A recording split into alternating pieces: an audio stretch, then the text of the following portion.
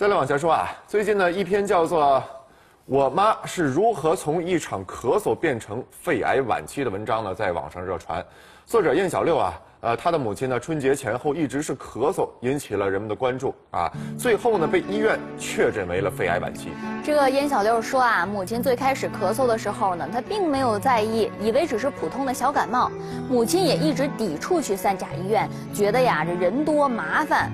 直到母亲的咳嗽持续了半个月都不见好，他们才去大医院做了检查。可是到这个时候呢，这燕小六母亲体内的癌细胞已经扩散到了身体很多地方了。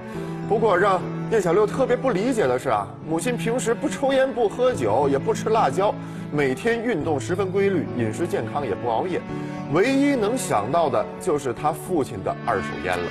燕小六啊，其实也是想通过自己母亲的经历提醒那些老年人。现在大伙儿体检呢，中老年人要么就不做，要么就是走个过场，或者啊做了没有选对项目。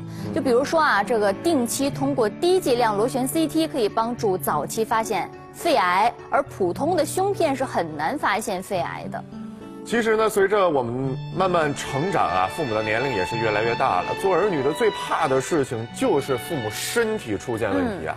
疾病真是一个神奇的东西，不知道哪天就会降临。我们也要劝劝老人家啊，不舒服的时候第一时间就要到医院看医生，千万别延误了治疗的时间啊。